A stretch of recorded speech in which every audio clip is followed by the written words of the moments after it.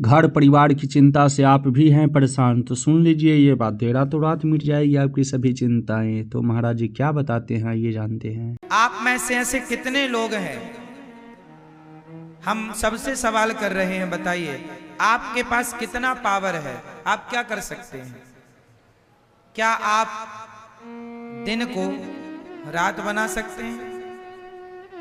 क्या आप नदी को समुद्र बना सकते हैं? क्या आप बूढ़े को जवान बना सकते हैं? क्या जवान को बूढ़ा बना सकते हैं? क्या आप चाह कर भी अपनी कमर का दर्द मिटा सकते हैं? दवाई ही तो खा सकते हैं, अच्छा इलाज ही तो करा सकते हैं। वो इलाज के बाद भी दर्द जाएगा या नहीं, ये आपके हाथ में। आपके हाथ में होता तो दर्द ही ना होता। किसान खेत में बीज ही तो बो सकता है, कितने कुंटल फसल आएगी किसके हाथ में है? क्या है, आपकी बेटी का विवाह कब होगा ये आपके हाथ में है? आपकी बहू के बेटा ही होगा या बेटी ही होगी ये आपके हाथ में है? बोलो मेरी माँ, फिर क्या आपके हाथ में है? आपको कितना लाभ होगा कितनी हानि होगी ये आपके हाथ में है। इसलिए बिंदास आनंद पूर्वक जिंदगी जीना सीखो। टेंशन लेके मरो मत, घबराओ मत। जो कष्ट आए संकट आए फेस करते चलो, उस सिचुएशन को हैंडल करते चलो। घबराओ मत, डरो मत, क्योंकि जो हो रहा है कहीं ना कहीं भगवत इच्छा है। इसलिए हर हाल में प्रसन्न रहना सीखिए। आपके हाथ में हमारे हाथ में कुछ नहीं है, इसलिए जब कुछ है ही नहीं तो हम किसी बात की टेंशन लें क्यों? बेटी का विवाह कब होगा? जब समय। आप कर्म, इसका अर्थ ये नहीं है कि आप कर्म ना करें, कर्म करते रहिए, प्रयास करते रहिए। बेटी का विवाह जब होगा हो जाएगा, आप अच्छा लड़का ढूंढते रहिए, टेंशन नहीं लेना। अरे महाराज जी लड़का ही नहीं मिल रहा है, घबरा रहे हैं, ब्लड प्रेशर हाई हो रहा, ये कोई बात नहीं। शांति से ये मान के चलिए करता धरता भगवान है, जो करेंगे बिहारी जी अच्छा करेंगे। उनकी इच्छा में अपनी इच्छा मिला देनी चाहिए। कोई एक थप्पड़ भी हमारे गाल पे मारे तो ये मान लेना चाहिए कि ये भी भगवत इच्छा ही। क्या करोगे?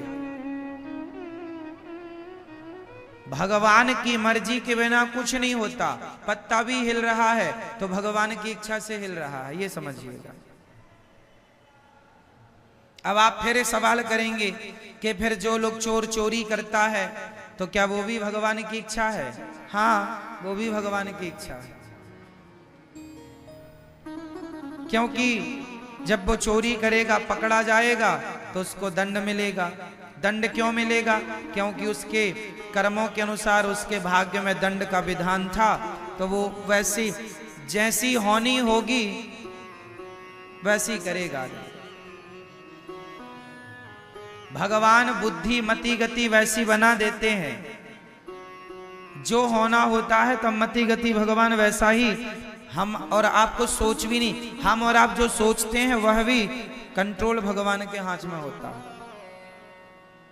हम उतना ही सोच सकते हैं जो भगवान सोचवाएंगे, उतना ही बोल सकते हैं जितना भगवान बुलवाएंगे, उतना ही कर सकते हैं जितना भगवान करवाएंगे, क्योंकि हम कठपुतली हैं।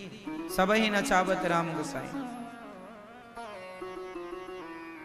आज का आदमी व्यर्थ में टेंशन लेता है, व्यर्थ में परेशान होता है। ये जिंदगी परेशान होने के लिए नहीं मिली, ये जिंदगी मस्त होकर के जीवन जीने के लिए मिली है। खूब बिंदास जियो, आनंद से जियो, प्रसन्न चित्त से जियो। जो हो रहा है उसे भगवत इच्छा मानकर चलते रहो। आनंद के लिए जीवन मिला है, दुखी होने के लिए जीवन नहीं मिला कि जरा सा संकट आया दुखी होने लग गए, रोने लग गए। अरे जब अच्छा समय आता है आदमी का तो वो जब अच्छा समय आता है तो आदमी उस अच्छे समय को एक्सेप्ट करता है, स्वीकार करता है। तो बुरा वक्त आए तो उसे क्यों ना स्वीकार किया जाए। इसलिए हर समय को भगवान की कृपा मानकर, भगवान का प्रसाद मानकर उसे स्वीकार करना चाहिए। तो अब बताओ, आप और हम लोग क्या करते हैं? आप कितने लोगों का पेट भरते हैं बताओ मैया? कितने लोगों का पेट भरते हैं आप लोग? 2 लोगों का, 4 लोगों का, 10 लोगों का? बताओ मैया। ओ मेरी माँ,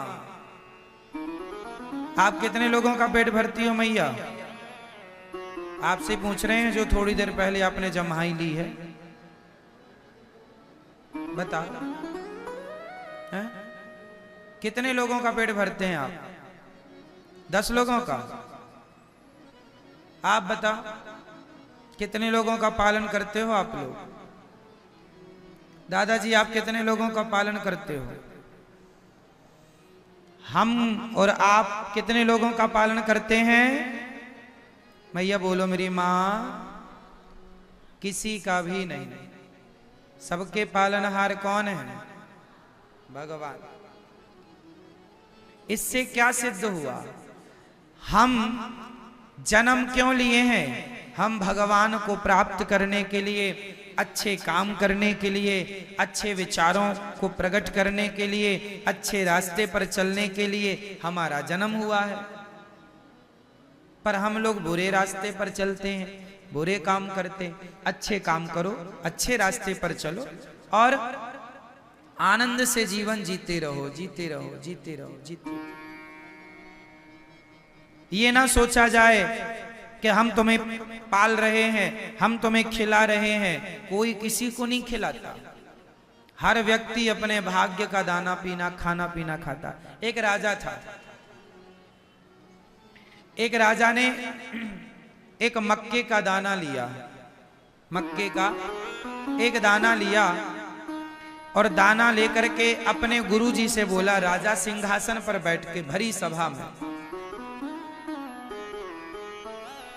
राजा ने कहा, गुरुजी बताइए ये जो मक्के का दाना है, यह दाना आप तो सब कुछ जानते हैं, बताइए यह दाना, इस दाने में किसका नाम लिखा है? क्योंकि आप कहते रहते हो दाने दाने में लिखा है खाने वाले का नाम। तो राजा ने कहा, गुरुजी आप सब जानते हैं, तो बताओ कि इस दाने में किसका नाम लिखा है? गुरुजी बड़े ज्ञानी थे, सामान्य नहीं थे, त्रिकालज्ञ थे, बड़े उद्घट विद्वान थे, सब कुछ जानते थे। उन्होंने कहा, राजन इस दाने में वो कबूतर बैठा है, उस कबूतर का नाम लिखा है। राजा बड़ी जोर से हंसा, गुरुजी आज आपकी बात झूठी हो जाएगी। कबूतर खा ही नहीं सकता इसे, क्योंकि ये मेरे हाथ में है, मैं खाऊंगा और मैं खाऊंगा तो आपकी बात झूठी हो जाएगी। राजा बोले, आपकी बात झूठी हो जाएगी आज। गुरुजी ने कहा, बेटा दाने दाने में लिखा है खाने वाले का नाम, यदि इस दाने में उस कबूतर का नाम लिखा है तो वो कबूतर ही खाएगा। राजा जोर से हंसा और हंसते हंसते उसने दाना अपने मुंह में डाल दिया। जब मुंह में डाला तो वो हंसने के कारण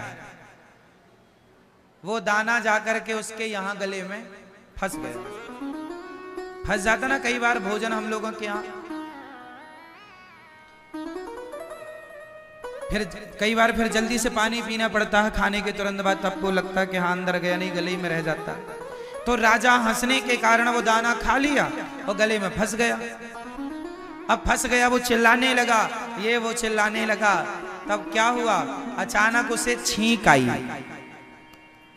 और जब छींक आई तो दाना नाक से बाहर आया, और बाहर आया तो छींक के कारण प्रेशर से दूर गिरा तो पक्षी तुरंत उड़ करके आया, दाना मुंह में दबा के भाग गया। गुरुजी ने कहा दूसरे के भाग्य का खा भी लोगे तो वो तुम्हें पचेगा ही नहीं, इसलिए दूसरे के हिस्से का नहीं खाना चाहिए। जो थाली दूसरे के लिए परोस दी गई है वो थाली आपको नहीं, अर्थात वो भोजन आपको नहीं करना चाहिए। जो अन्न किसी के लिए निकाल दिया है वो उस तक पहुंचाओ, वो ना मिले तो गाय को खिला दो, कुत्ते को खिला दो, उसके हक का ना खाओ। जैसे आपके दरवाजे में कोई भिखारी आया, आपने कहा रुको हम आपके लिए कुछ लाते हैं, आप अंदर लेने गए मुट्ठी भर चावल, कटोरी भर चावल, तब तक वो भिखारी चला गया। अब वो कटोरी भर चावल आपने उसके लिए निकाला है और वो चला गया, अब उस चावल का क्या करेंगे? उस चावल को अब घर में अंदर ले जाके वहां मत डाल दो जहां से लाए हो। अब वो किसी के हक का निकल गया, वो किसी के नाम से निकल गया। अब क्या करना चाहिए? अब उस चावल को वो चला गया जिसको देना था, तो या फिर किसी दूसरे को दो, कोई दूसरा भिखारी आ जाए तो उसे दे दो, या गाय को दे दो, या कुत्ते को दे दो, या पक्षियों को दे दो, पर उसे आप ना ग्रहण करो। पैसे भी किसी के नाम के निकल गए तो आप उसे दीजिए, अब उससे अपना काम ना करिएगा, क्योंकि हम सब लोग अपने हक का खाएं, किसी और के हक का ना खाएं। इसलिए कहा करता हूं कि हम और आप पालनहार नहीं हैं, हम और आप किसी का पेट भरने वाले नहीं हैं, सबके पालनहार भगवान हैं। कितना हमारे पास जो धन है उसमें भी कितनों का नाम लिखा है, ये ईश्वर ने पहले से तय कर रखा है। इसलिए ये दास अनिरुद्ध, ये गौरी गोपाल जी की रसोई में उतने ही लोग आकर प्रसाद पाते हैं जिन जिन के नाम का यहाँ दाना पानी है। तो ये आपके भाग्य का ही आप लोग खा रहे हैं, ये आप ही खा रहे हैं आपके भाग्य का। इसलिए कोई किसी को नहीं खिलाता, कोई किसी को नहीं देता, भगवान ही सबको देने वाले हैं। इसलिए दाता एक ही है, दाता एक राम, भिखारी सारी दुनिया, और राम एक देवता, पुजारी सारी। तो मैया पालनहार कौन है? करने कराने वाला कौन है? हम कौन हैं? हम कौन हैं? कुछ भी नहीं। यदि यह वीडियो आपको अच्छा लगे तो हमारे चैनल को लाइक एवं सब्सक्राइब अवश्य करें, शेयर करें भक्तों के साथ।